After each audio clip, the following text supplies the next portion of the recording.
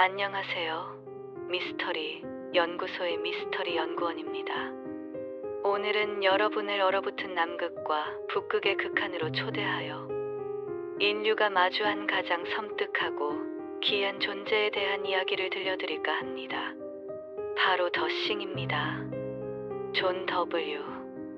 캠벨 주니어의 단편 소설 Who Goes There를 원작으로 한 이 이야기는 1982년 존 카펜터 감독의 손에서 불멸의 걸작으로 탄생했고 2011년에는 그 시작을 알리는 프리퀄로 다시 한번 우리를 찾아왔습니다. 폐쇄된 공간, 미지의 존재, 그리고 인간 내면의 깊은 불신과 공포를 다룬 이 두 편의 영화는 단순히 괴물과의 사투를 넘어 우리가 믿고 의지하는 인간성에 대한 근본적인 질문을 던집니다. 지금부터 1982년작과 2011년작 더싱을 심층적으로 파헤쳐보며 그 속에 숨겨진 섬뜩한 진실과 각 등장인물들의 심리를 탐구해보겠습니다. 이 여정은 단순한 영화 리뷰를 넘어 극한의 환경 속에서 드러나는 인간의 본성과 생존의 의미를 되짚어보는 시간이 될 것입니다. 부디 마음 단단히 먹고 저와 함께 이 미스터리의 심연 속으로 빠져들어 보시죠. 먼저 1982년작 더싱입니다. 감독 존 카펜터의 뛰어난 연출력과 당시로서는 혁신적이었던 특수 효과가 어우러져 만들어진 이 작품은 개봉 당시에는 호평을 받았지만 시간이 흐르면서 재평가되어 SF 호러의 바이블로 자리매김했습니다. 1982년작 더싱은 단순한 크리처물이 아닌 심리적 서스펜스와 극도의 불신을 기조로 하는 고립공포의 정수를 보여주며 후대 많은 작품에 지대한 영향을 미쳤습니다. 이야기는 남극의 미국 연구기지 아웃포스트 31에서 시작됩니다. 남극의 혹독한 환경은 그 자체로 고립감과 절망감을 안겨주며 외부와의 단절은 앞으로 벌어질 비극적인 사건들을 더욱 고조시키는 배경이 됩니다. 평화롭던 기지에 갑자기 노르웨이 헬리콥터 한 대가 나타나 한 마리의 개를 향해 무자비하게 총격을 가합니다. 이 기이하고 이해할 수 없는 행동은 기지 대원들에게 혼란과 함께 불길한 예감을 안겨줍니다. 그들은 왜 저 개를 죽이려 하는가? 단순한 관계인가? 아니면 우리가 알지 못하는 어떤 위협이 있는가? 헬리콥터가 추락하고 노르웨이인들이 모두 사망하자 기지 대원들은 이 사태의 원인을 파악하기 위해 노르웨이 기지로 향합니다.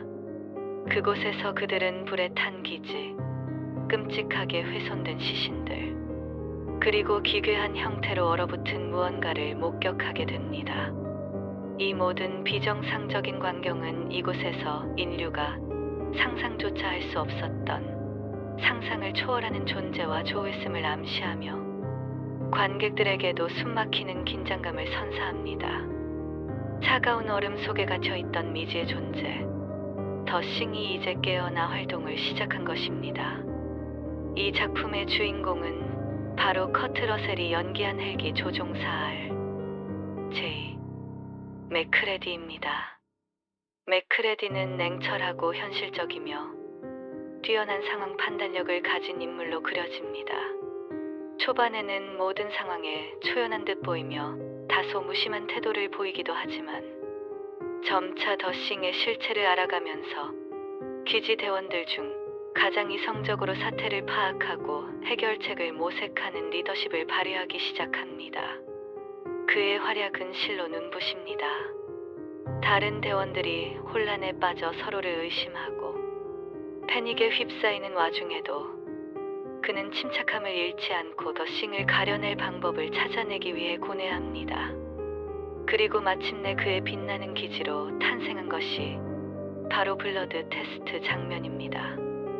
이 장면은 영화사에서도 손꼽히는 명장면 중 하나로 모든 대원들의 피를 채취하여 뜨거운 전선으로 지져 진짜 인간에게서는 나타나지 않을 기괴한 반응을 보이는 더싱을 가려내는 그의 기지는 소름 끼치는 상황 속에서 한 줄기 희망처럼 느껴집니다. 맥크레디는 단순한 조종사가 아니라 극한의 위기 속에서 인류의 생존을 책임지는 영웅적 면모를 보여줍니다. 그는 때로는 냉혹하고 단호하게, 때로는 절망 속에서도 희망을 찾으려 했으며, 결국 혼돈 속에서 자신만의 정의를 지켜나가는 인물입니다. 또 다른 주요 인물로는 윌포드 브림리가 연기한 생물학자 블레어가 있습니다. 블레어는 더 싱의 위험성을 가장 먼저 직감하고 그 존재가 인류에게 미칠 파장을 가장 깊이 이해하는 인물입니다. 그는 더 싱이 지구의 모든 생명체를 동화시킬 수 있는 잠재력을 가졌다는 사실에 극도의 불안감과 광기를 느끼게 됩니다. 초반에는 지적인 과학자로서의 면모를 보이며 논리적으로 상황을 분석하지만 외계 생명체의 상상을 초월하는 능력 앞에서 점차 이성을 잃고 격리된 공간에서 홀로 생존하려는 시도를 하기에 이릅니다. 그의 절망적인 외침과 공포에 질린 눈빛은 관객들에게 더 싱이 가진 본질적인 공포를 전달합니다.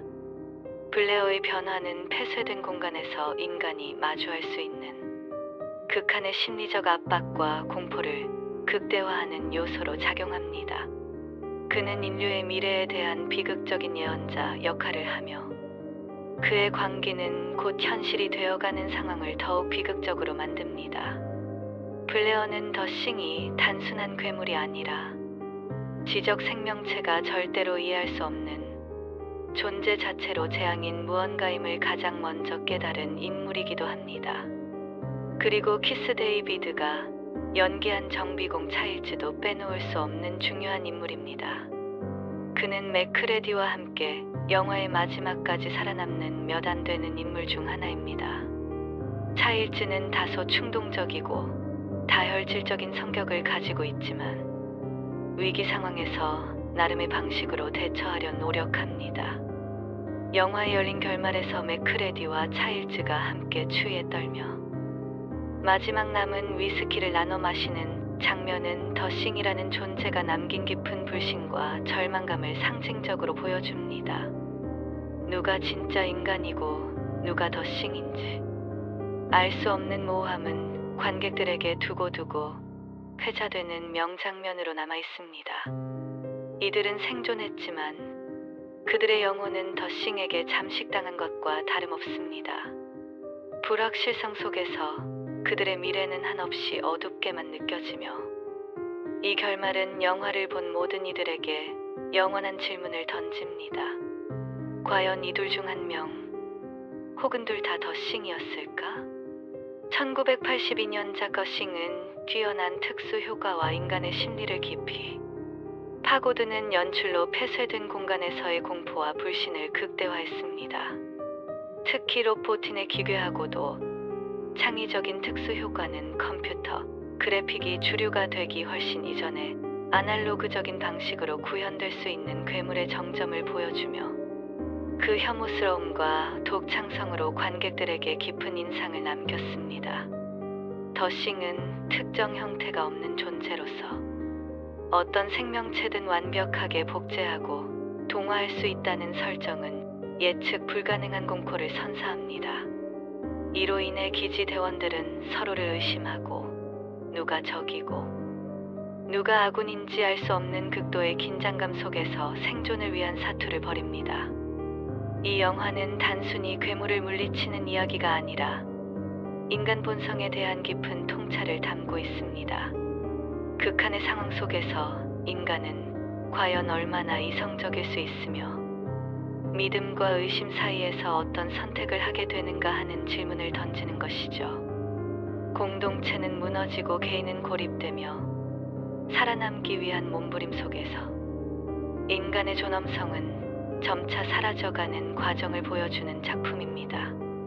이는 단순한 호러 영화를 넘어선 철학적이고 사회적인 메시지를 담고 있는 걸작으로 평가받는 이유입니다. 이제 2011년작 거싱으로 넘어가 보겠습니다.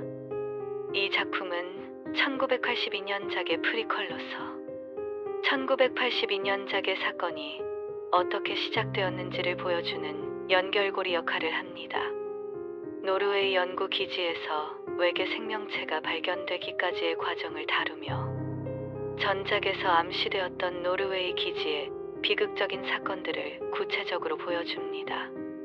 마테이스 반 헤이닝언 주니어 감독이 연출한 이 영화는 1982년작의 배경을 충실히 따르면서도 CG 효과를 적극적으로 활용하여 더싱의 모습을 더욱 역동적이고 다양하게 구현해냈습니다. 현대적인 기술을 통해 구현된 더싱의 변신 과정은 시각적으로 더욱 충격적이고 잔혹하게 느껴지기도 합니다. 물론 일부 평론가들은 CG 효과가 다소 어색하게 느껴질 수 있고 전작만큼의 심리적 긴장감이 부족하다고 평가하기도 했지만 프리퀄로서의 역할은 충실히 수행했다고 볼 수 있습니다. 이 영화는 1982년작의 서사를 더욱 풍부하게 만들고 더싱이라는 존재의 기원을 탐구하려는 시도로서 충분한 가치를 가집니다. 2011년작의 주인공은 메리 엘리자베스 윈스티드가 연기한 고생물학자 케이트 로이드입니다. 케이트는 지적이고 용감하며 위기 상황에서도 침착하게 대처하는 능력을 가진 인물입니다. 그녀는 1982년작의 맥크레디와 유사하게 더싱의 실체를 밝히고 생존을 위한 투쟁을 이끄는 핵심적인 역할을 합니다.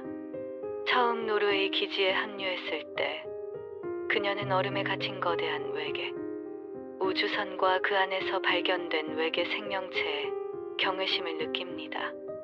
이 미지의 존재에 대한 학자적 호기심을 느끼지만 이내 그 존재가 인류에게 얼마나 치명적인 위협이 될 수 있는지 깨닫고 고립된 기지 안에서 생존을 위한 사투를 벌이게 됩니다. 그녀는 외계 생명체의 특성을 파악하고 다른 대원들에게 위험을 알리며 감염된 자를 가려내기 위한 방법을 모색하는 등 과학자로서의 지식과 동시에 강인한 생존 본능을 보여줍니다. 그녀의 냉철한 분석력과 용기 있는 행동은 절망적인 상황 속에서 기지 대원들에게 한 줄기 희망이 됩니다. 특히 헬기로 도주하는 더싱을 끈질기게 추격하는 마지막 장면은 그녀의 용감함과 집념을 여실히 보여줍니다. 그녀는 더싱이 완전히 박멸되지 않는 한 인류의 위협이 계속될 것임을 직감하고 결코 포기하지 않는 강인한 여성 리더의 모습을 각인시킵니다. 샘 카터 역을 맡은 조엘 에저트는 헬기 조종사로서 터프하지만 케이트를 돕고 더싱에 맞서 싸우는 중요한 역할을 합니다. 그는 처음에는 회의적인 시선으로 상황을 바라보며 케이트의 경고를 대수롭지 않게 여기는 경향이 있었지만 더싱의 끔찍한 실체를 목격하면서 점차 공포에 질리고 결국 케이트와 함께 생존을 위한 동맹을 맺습니다. 그의 활약은 주로 더싱과의 물리적인 대결에서 두드러지며 힘과 용기를 바탕으로 괴물에 맞서 싸우는 모습을 보여줍니다. 또한 울리 톰센이 연기한 생물학자 샌더 할버슨 박사도 중요한 인물입니다. 그는 외계 생명체 연구에 광적으로 집착하며 윤리적인 문제보다는 과학적 성과를 우선시하는 모습을 보입니다. 그의 과도한 호기심과 통제되지 않는 탐구심은 결국 기지 전체를 위험에 빠뜨리는 원인이 됩니다. 그는 외계 생명체의 위험성보다는 그 연구 가치에만 몰두하여 재앙을 초래하고 결국 자신 또한 비극적인 최후를 맞이하게 됩니다. 이러한 인물들의 다양한 성격과 반응은 더싱이라는 위협 앞에서 인간이 보일 수 있는 다양한 면모를 보여주며 영화의 긴장감을 더합니다. 과학자의 순수한 탐구심이 어떻게 광기와 파멸로 이어질 수 있는지 보여주는 인물이기도 합니다. 두 작품을 비교해보면 1982년작은 뛰어난 특수 효과와 인간의 심리를 깊이 파고드는 연출로 폐쇄된 공간에서의 공포와 불신을 극대화한 반면 2011년작은 프리퀄로서 1982년작의 시작을 매끄럽게 연결하고 더싱의 다양한 변신 모습을 CG로 구현하여 시각적인 볼거리를 더했습니다. 1982년작이 누가 괴물인가라는 질문을 통해 심리적인 서스펜스를 구축했다면 2011년작은 더싱이 어떻게 기지에 침투했는가에 초점을 맞춰 사건의 전말을 밝히는 데 주력합니다. 그러나 두 작품 모두 더싱이라는 외계 생명체가 인간의 모습을 완벽하게 복제하고 동화할 수 있다는 동일한 설정을 바탕으로 미지의 존재에 대한 인류의 근원적인 공포를 다루고 있습니다. 이 공포는 단순한 물리적 위협을 넘어 나가 아닐 수 있다는 존재론적 불안감까지 자극하며 관객들의 심장을 조여옵니다. 특히 2011년작의 마지막 장면은 1982년작의 시작 부분과 완벽하게 연결됩니다. 케이트 로이드가 간신히 헬기를 타고 탈출하지만 그녀의 뒤를 쫓는 더싱이 탄 헬기가 추락하고 그곳에서 더싱으로 변한 개 한 마리가 도주합니다. 그리고 이 개를 쫓아 노르웨이 기지에서 헬기를 타고 온 노르웨이인들이 총격을 가하는 장면은 1982년작의 오프닝과 소름 끼치도록 일치합니다.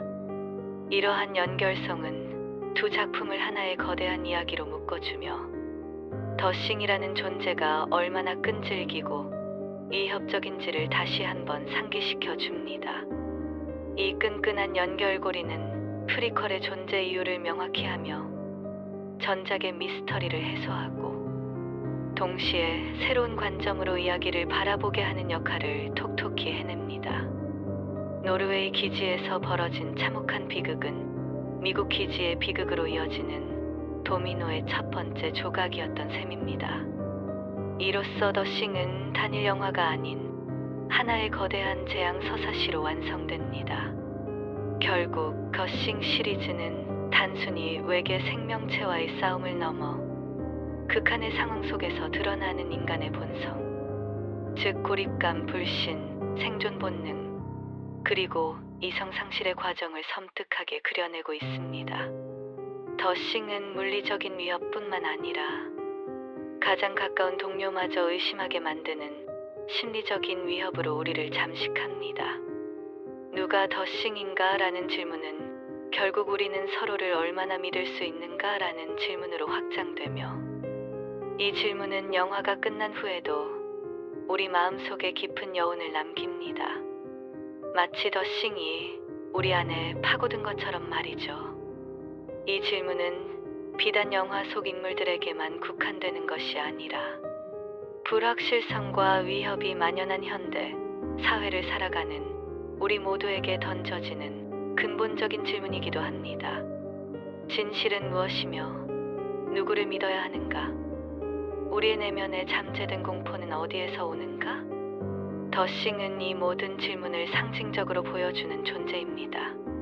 그것은 단순한 외계 생명체가 아니라 인간의 나약함과 불완전성을 투영하는 거울과도 같습니다. 극한의 고립 속에서 인간은 얼마나 쉽게 무너지고 서로를 향한 불신은 어떻게 증폭되어 파멸을 초래하는지 이 영화는 뼈아픈 교훈을 던져줍니다. 남극과 북극의 얼음 속에서 깨어난 미지의 존재, 더싱. 그 존재는 우리가 믿었던 모든 것을 파괴하고 인간성의 가장 깊은 곳을 시험합니다. 당신이 옆에 있는 사람은 과연 더싱이 아닐까요? 아니, 어쩌면 당신 자신조차도 이미 더싱의 그림자 속에서 살고 있는 것은 아닐까요? 여러분은 과연 이 극한의 공포 속에서 누구를 믿고 어떻게 살아남으시겠습니까? 미스터리 연구소는 다음에도 더욱 섬뜩하고 흥미로운 이야기로 여러분을 찾아오겠습니다. 그때까지 주변 사람들을 너무 믿지 마세요. 그들도 더싱일지 모르니까요. 이 광활한 우주 속에서 인류는 얼마나 미약한 존재이며 우리가 아는 모든 질서가 한순간에 무너질 수 있다는 섬뜩한 가능성을 더싱은 끊임없이 상기시켜줍니다. 당신의 의심은 정당합니다. 그리고 그 의심은 곧 현실이 될지도 모릅니다. 언제나 경계하십시오. 더싱은 당신의 그림자 속에서도 존재할 수 있습니다.